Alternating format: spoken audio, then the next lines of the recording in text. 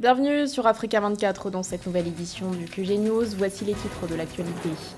L'opposition appelle à la poursuite du processus électoral au Gabon, alors que le président de transition doit prêter serment le 4 septembre. Alternance 2023 demande à la junte de finaliser le décompte des bulletins de vote. Elle invite également les forces de défense et de sécurité à discuter pour sortir le pays de cette crise.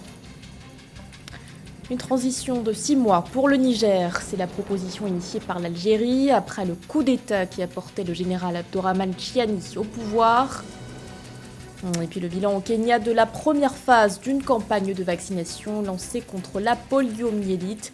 Plus d'1 million d'enfants ont été vaccinés. Les détails à suivre dans ce journal. Au Gabon, l'opposition s'est exprimée au lendemain du coup d'État par la voix de son porte-parole Mike Joktan. La plateforme de l'opposition Alternance 2023 a adressé un message aux militaires. S'il salue ce qu'il qualifie d'actes patriotiques, l'opposant appelle toutefois à la poursuite du processus de consolidation des résultats. Un appel qui intervient alors que la prestation de serment du président de transition est fixée au 4 septembre. Les précisions de Joël Balou.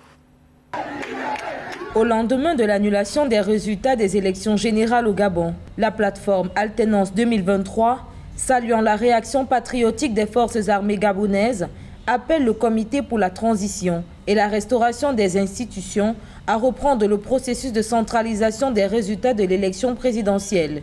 En correspondance avec la rédaction d'Africa 24, Mike Joktan, porte-parole de la plateforme Alternance 2023, invite l'armée au respect du choix du peuple pour la bonne marche du pays. Nous les félicitons pour cet acte patriotique, mais nous pensons qu'il est bon que le processus de consolidation des résultats se poursuive et que le vainqueur de cette élection soit proclamé et puisse effectivement, parce qu'il possède la légitimité populaire, la légitimité du vote, puisse légitimement diriger le Gabon. Dans son dernier communiqué, le Comité pour la transition et la restauration des institutions a annoncé la prestation de serment le 4 septembre 2023 du commandant de la garde républicaine du Gabon, le général Brice Oligui Nguema. Cependant, pour la plateforme Alternance 2023, dans l'optique de préserver la paix, les putschistes doivent respecter le choix du peuple qui s'est rendu massivement aux urnes pour élire son président. D'autant plus qu'avec la dissolution des institutions nationales à la suite du coup d'État, aucune prestation de serment ne peut être organisée. Pour ce faire, la plateforme Alternance 2023 se prononce en faveur d'un dialogue avec l'armée. La question légitime que nous pouvons nous poser, c'est devant qui prêtera-t-il serment? Ce qui est clair, c'est que nous avons produit un communiqué dans l'après-midi d'aujourd'hui, dans lequel nous indiquons que nous sommes ouvertes à la discussion, parce que nous pensons que le Gabon est un État de droit, que la démocratie dans notre pays doit être préservée, que nous souhaitons que le Gabon puisse effectivement s'ouvrir vers une ère de vrai développement et que tout doit être fait pour préserver la paix. À titre de rappel, le 30 août 2023, après l'annonce des résultats de l'élection présidentielle au Gabon, le Centre gabonais des élections avait annoncé la victoire du président déchu, Ali Bongo Ondimba. S'ensuit un coup d'État militaire dirigé par le général Brice Oligui Nguema, le nouvel homme fort du Gabon, désigné par le CTRI, président de transition. Et à peine nommé président de la transition, Brice Oligui Nguema se met déjà au travail. Le nouvel homme fort a rencontré le patronat ce 31 août au palais présidentiel. Une rencontre à l'issue de laquelle il a annoncé ses premières mesures économiques. Parmi elles, le règlement de la dette intérieure. Le président du CTRI est aussi revenu sur les conditions de vie des retraités. Écoutons-le.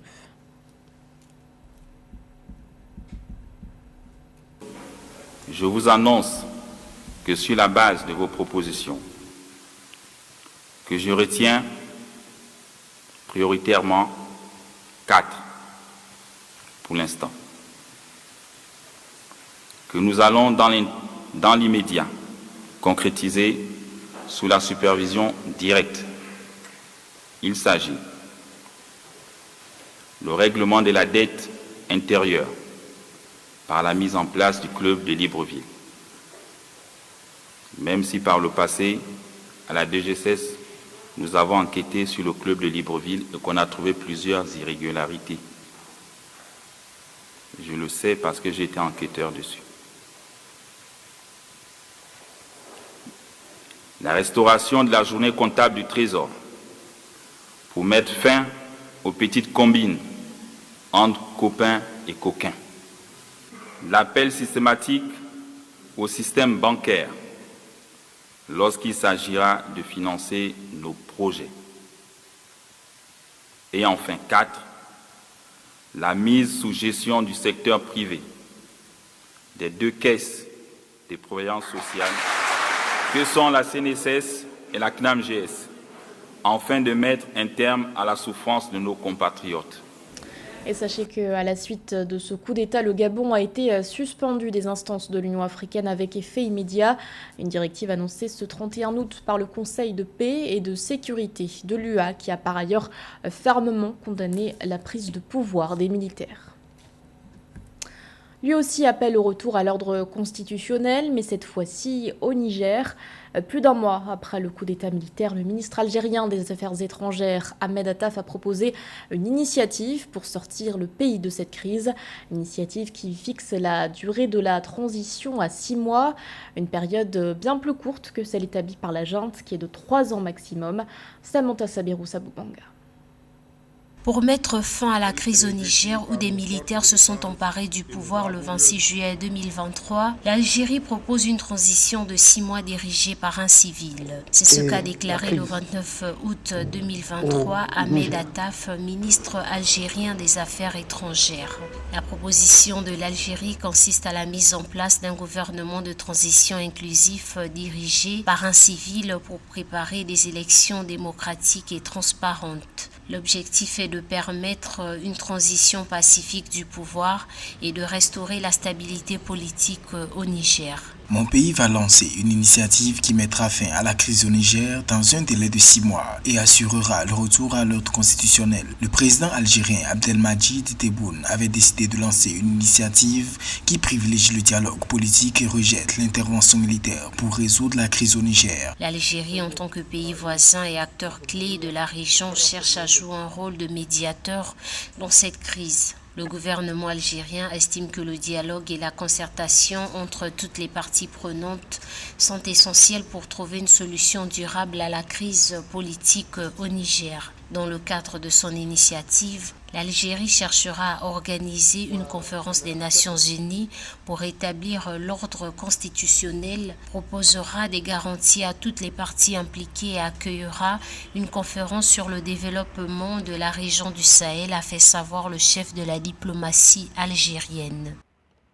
Il y a un souci commun qui nous anime d'éviter à la région, d'éviter à nos pays un surcroît de risque, un surcroît de péril. L'Algérie, tout comme le Bénin, sont solidement attachés à la priorité à donner au développement économique et social. Pour l'Algérie, un conflit avec un pays frontalier avec lequel il partage plus de 1000 km de frontières aurait une incidence très négative sur l'ensemble de la sous-région nord et ouest africaine.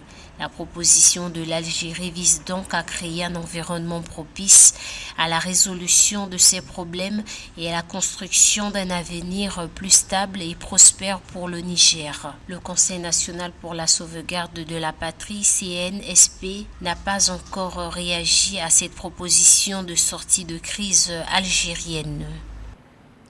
Et notons que la junte a suspendu ce 31 août les activités des ONG et organisations internationales dans les zones d'opération militaire.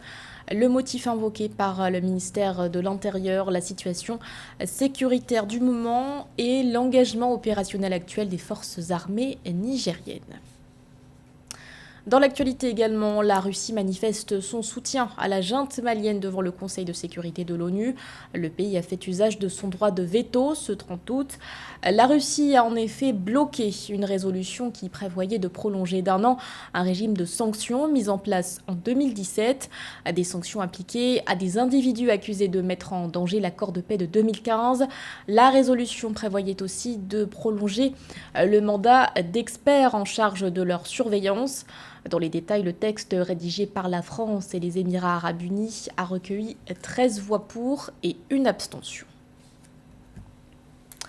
Au Kenya, les autorités sanitaires ont achevé au mois d'août la première phase d'une campagne de vaccination contre la poliomyélite. À bilan, plus d'1 million d'enfants ont été vaccinés après 5 jours de campagne. Elle ciblait notamment les comtés de Nairobi et de Garissa. Nana Kamsukom. 5 jours pour vacciner contre la poliomyélite tous les enfants de moins de 5 ans des comtés de Garissa, Nairobi, Kiambu et Kajiado. Tel était l'objectif des autorités sanitaires kenyanes lors de la campagne de vaccination contre la polio organisée du 24 au 28 août 2023. La campagne a mis un accent particulier sur le comté de Nairobi, car considéré comme étant le plus exposé au risque de polio depuis sa découverte en mars 2023 du poliovirus dans des échantillons environnementaux prélevés à Etliet en mars. À ce jour, nous avons isolé un total de 6 enfants contaminés par le poliovirus dans le comté de Garissa. Tous sont liés à des virus détectés dans le pays voisin. C'est pour cette raison que nous avons prévu de mettre en place une riposte afin d'interrompre la transmission du virus. Le gouverneur de Garissa, Natif Jama, a exhorté les parents à faire vacciner leurs enfants, soulignant que la polio est une maladie virale très contagieuse qui touche principalement les enfants. L'OMS, partenaire de cette campagne, appelle à une campagne massive pour rassurer les parents sur la sécurité du vaccin. Cette mesure renforcera tous les systèmes, y compris les systèmes d'immunisation, et mettra les vaccins, les fournitures et les médicaments à la disposition des populations et des lieux les plus vulnérables. Cette campagne fait suite à une épidémie de polio détectée chez les enfants dans les camps de réfugiés de Diabab à la fin du mois. Les championnats du monde 2023 d'athlétisme à Budapest, en Hongrie, se sont achevés le dimanche 27 août avec les États-Unis qui ont largement dominé la compétition. Les athlètes du continent africain ont confirmé dans certaines disciplines qu'ils restent les meilleurs, comme l'Ougandais Victor Kiplanga, champion du monde de marathon, et Joshua Cheptegei qui décroche son 3e titre consécutif sur le 10 000 mètres. Le Marocain Sofiane El Bakali a donné une médaille d'or à son pays sur le 3000 mètres steeple, et sans oublier le Botswana avec Letsal Tebogo, devenu vice-champion du monde du 100 mètres.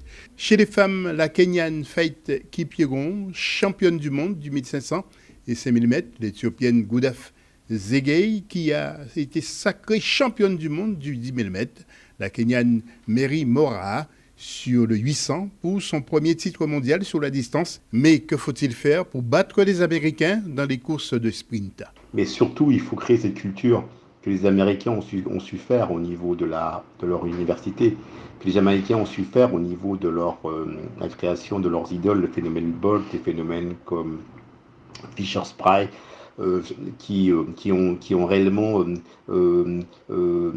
donné une culture et aussi des identifications relativement fortes. Le Burkinabé Hugues Fabrice Zango, spécialiste du triple saut, il est champion du monde 2023 et triple médaillé aux mondiaux et termine sa thèse de doctorat en génie électrique à la faculté des sciences appliquées à Béthune en France.